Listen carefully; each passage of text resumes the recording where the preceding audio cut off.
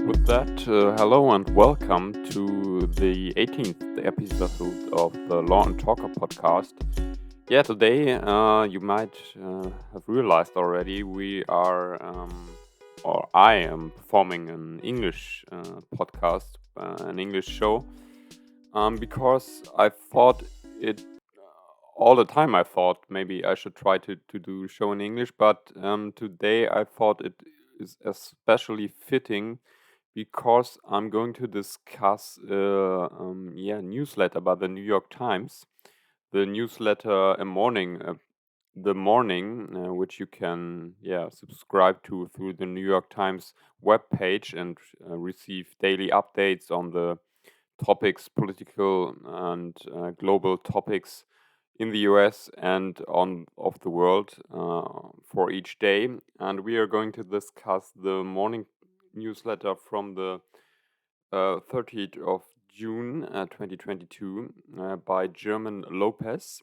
And the main topic of the newsletter still handles the decision from the Supreme Court in the US to withdraw Roe versus Wade and to allow each state in the US to determine their own abortion rules.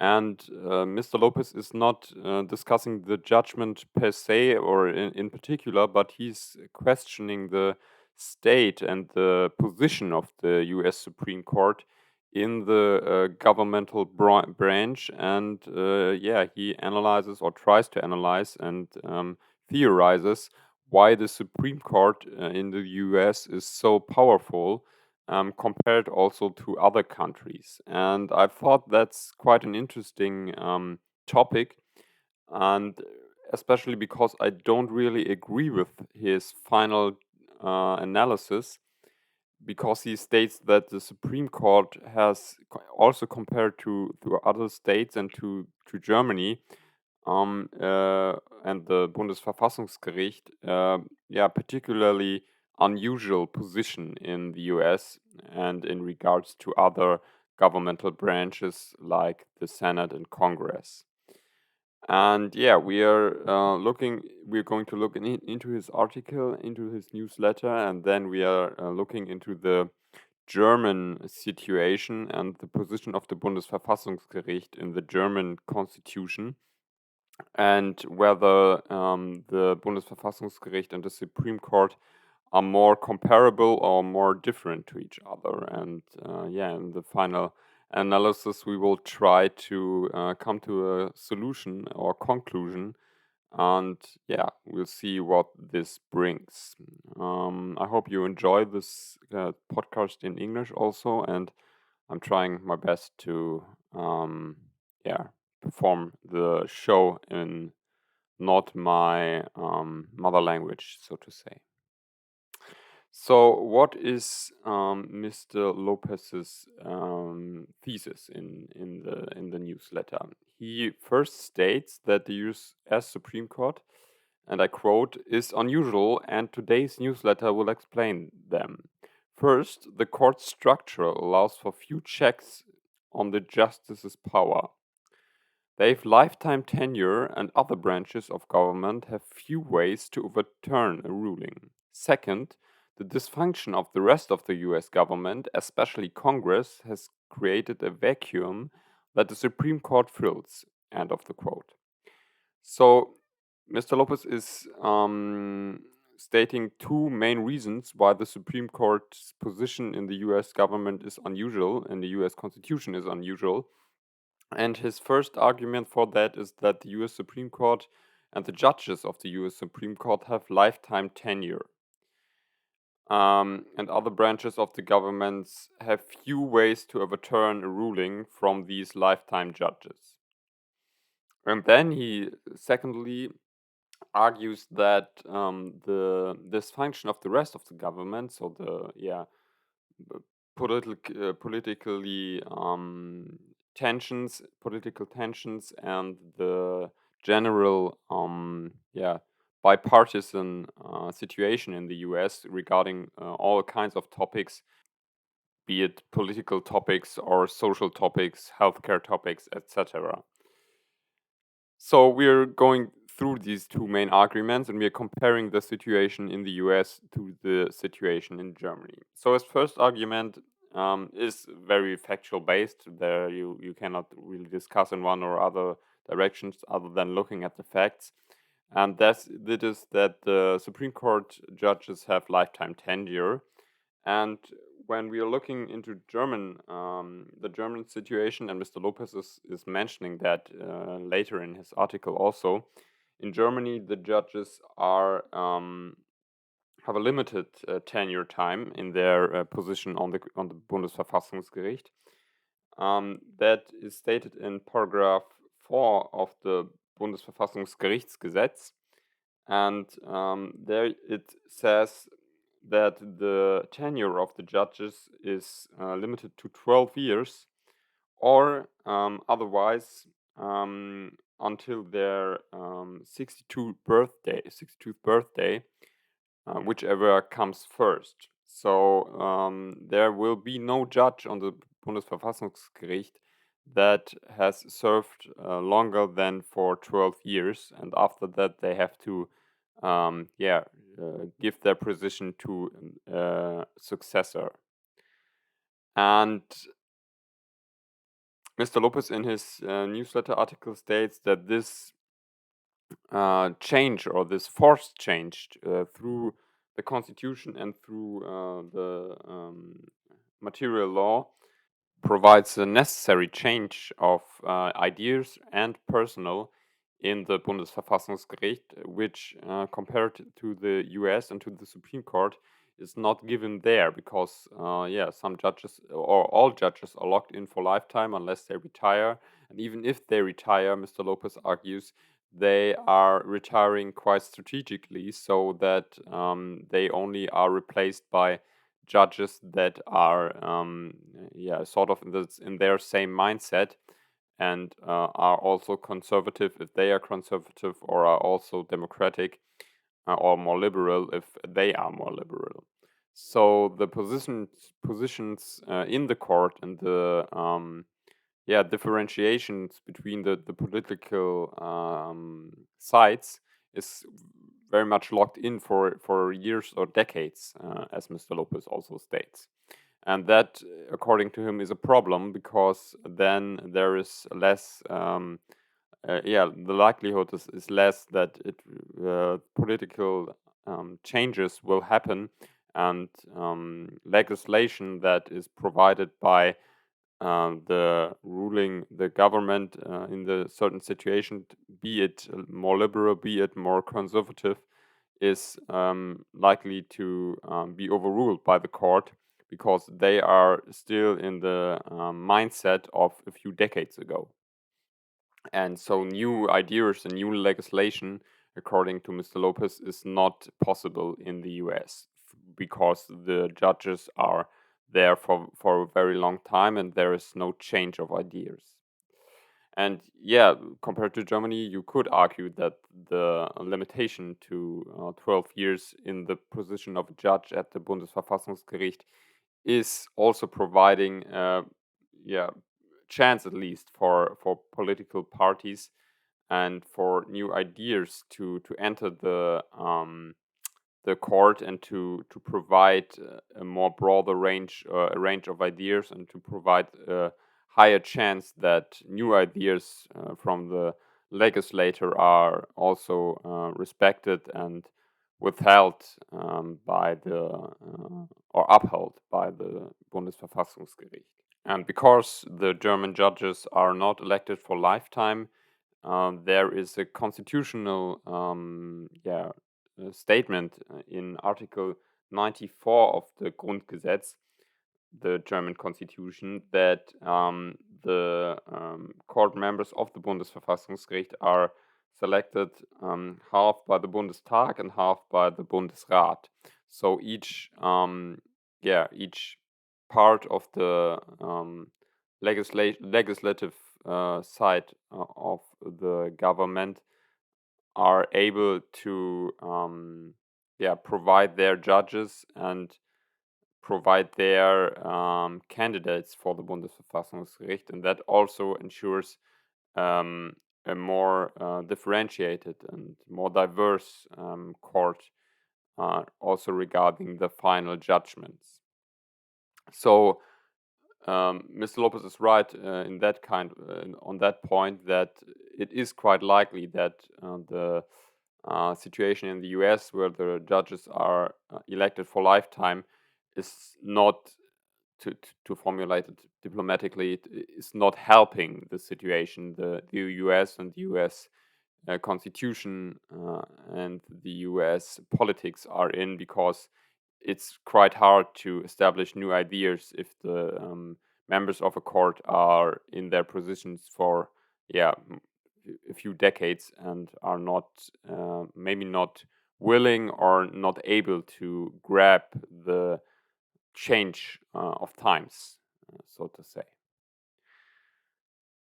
So his second argument is that other branches of the government in the US have few ways to overturn a ruling from the Supreme Court. And that is, according to him, because, and I quote, two-third vote from both the House and the Senate, or approval from two-thirds of state legislatures initiates a constitutional amendment.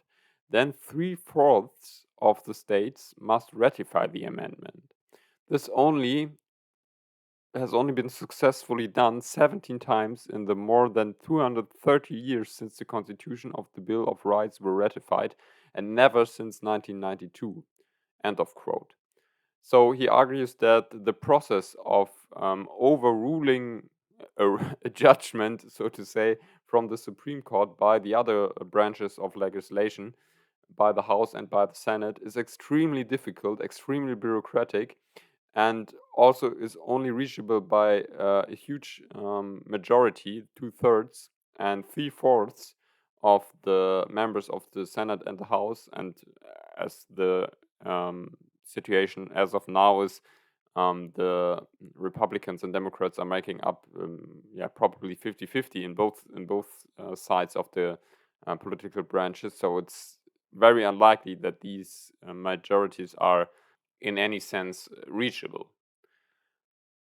And now we're going to look at the situation in Germany and the question whether the legislative branch is bound by the judgments of the Bundesverfassungsgericht. Mr. Lopez, in his newsletter article, argues that in the British court system, or also in Canada, the lawmakers are not bound by the decisions, especially in Great Britain, where decisions by the higher courts are more like recommendations and not orders, as he states. So in Germany, the judgments of the Bundesverfassungsgericht are, in the first step, from the same value as a normal law. And in addition to that, paragraph 31 of the Bundesverfassungsgerichtsgesetz in section 1 states that the decisions from the Bundesverfassungsgericht are binding the other constitutional organs, like the Bundestag and like the Bundesrat. And so from the first look, it seems that the judgments and orders of the Bundesverfassungsgericht are equally as strong as the orders from the Supreme Court.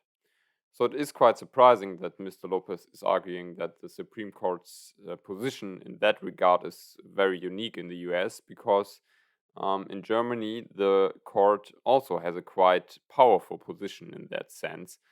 The orders by the Bundesverfassungsgericht are binding all other governmental branches, and they are in some cases to be treated like material and substantial law. So by no means is the Bundesverfassungsgericht, or are orders by the Bundesverfassungsgericht not powerful or in any sense easily overturnable by the Bundestag or by the Bundesregierung. They can't just ignore the decisions, and they are also bound to the decisions in the sense, or as far as the decisions go. And maybe we have to differentiate in that regard, because the Bundesverfassungsgericht, also like the Supreme Court, only judges a particular case and is, in general at least, not stating or judging on general matters. But, and you can see that with the new decisions by the Supreme Court and by new decisions by the Bundesverfassungsgericht also, there are things called like obiter dicta and other methods by the court that are statements regarding general matters, general and also technical and theoretical ideas how the constitution works and what the constitution includes. In Germany, we recently saw that regarding the Klimagesetz, a judgment on the climate situation and whether are not only provided by now, but are also given to each individual that will live in the future. So constitutional rights, according to the newest decision in that regard from the BVerfG, are intertemporal and are also coming and are also included or have to be referred to for future generations. And that means that the generations now and the living individuals now are, and the state from that perspective also is obligated to refer to these constitutional rights for future generations and has to take these constitutional rights in consideration when, for example, building legislature on the climate crisis and on how to fight the climate crisis.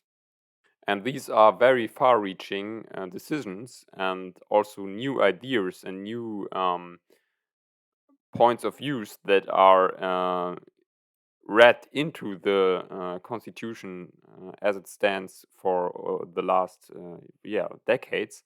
So by no means is the Bundesverfassungsgericht not powerful, or are their orders and judgments not binding other constitutional participants.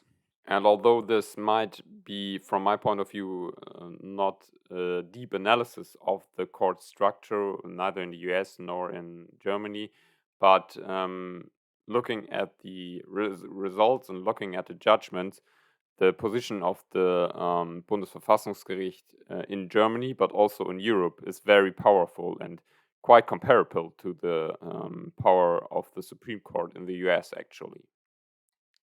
So on that point, Mr. Lopez is not quite right when he states that the position of the Supreme Court in the US is so unusual and is not comparable to other courts in other democratic Western countries, because the Bundesverfassungsgericht has an equal, maybe even powerful, some could argue, position in the German constitution than in the German branch and democratic system. In his next point, Mr. Lopez argues in his newsletter that the political dysfunction in the US generally, on a broader level, also empowers the US Supreme Court and rises the significance of the judgments by the Supreme Court. Mr. Lopez then argues that this is because the Congress struggles to pass laws, even if they are in the broader or most interest of the most American people, because the political system in the US has become a so-called vetocracy, as he quotes Fukuyama on that.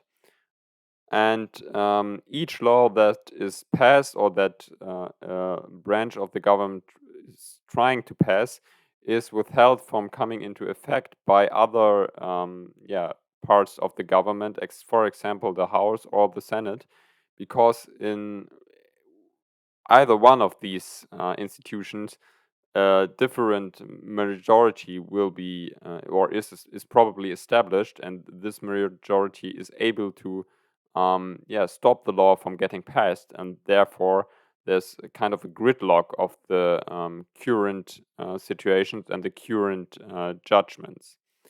This, according to Mr. Lopez, is also inherent for a conservative system because, as I stated and as he states, the status quo, as you could say, is upheld, and new ideas, new incentives by the more liberal types, which are trying to pass laws to change the current laws or to change laws from the past, is withheld, and therefore the status quo is locked in, and no new ideas are able to flourish and to be passed through laws.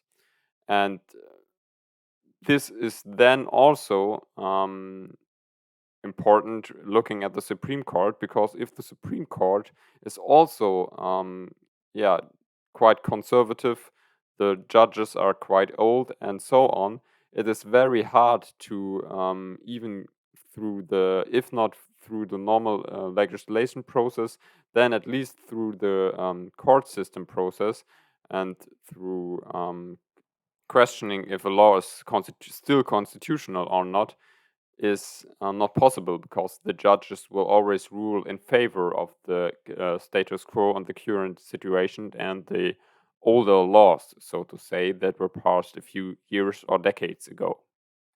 And Mr. Lopez also makes the point that this is generally favoring conservative politics, which I have to agree with, because it's the nature or the essence of conservative politics to keep older things longer and to be not as pragmatic and not as quick on new developments, new ideas, and changes to something. And so it is harder for liberals to change material law and to change constitutional law, or to change in general the thinking and the thought process of a whole society. And you can find that good or bad, but that's a right observation in my opinion, at least. But we want to compare the situation as Mr. Lopez is writing it to the German situation. And we already discussed that the Bundesverfassungsgericht is more open to new ideas coming in, because the judges always only serve for 12 years at the maximum. But looking at the political system in general and the question whether the system is prohibiting new ideas from coming into effect and laws being passed, the situation also is different to the US, because in Germany there are not only two parties that are basically ruling the countries. There are, at the moment at least, six parties that are in the Bundestag and that are able to write laws, to pass laws, and to have their say on the lawmaking process. So that's a very diverse situation in the legislative branch. And also the political system in general might not be as probably not that much a vetocracy like Mr. Lopez diagnosed it for the US political system. Because in Germany it is, and we saw that in recent years, quite possible to change minorities, to change the ratios of each party being represented in the Bundestag, and thereby it is a much more fluent system that is more likely to change. Although we in Germany also have our problems, there is a huge discussion whether the Bundestag is too big, whether too many representatives from the state, but also in general, are in the Bundestag, and whether we should change our voting system to prevent that. But that's not not maybe a problem for gridlock or something like that. That's more of a general democratic problem, and the question whether a parliament can effectively work if there are more than, let's say, 600 representatives in parliament. But in general, the German political system and the legislative branch is, and we saw that at the last voting period, is able to change, and minorities are able to change, and laws that are or that were very unlikely to pass in maybe 2020 are now passed.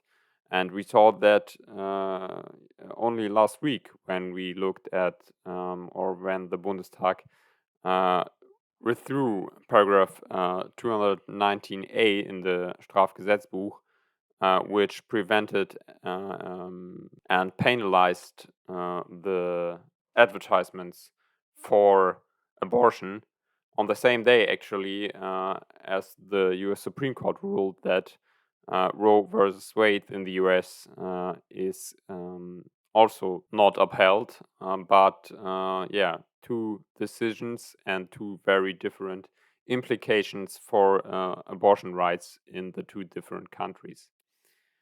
And yeah, with that, I want to close this episode. We looked at broadly looked at the situation of the Supreme Court in the US and the situation of the Bundesverfassungsgericht in Germany and their position in the political branch and in the constitution.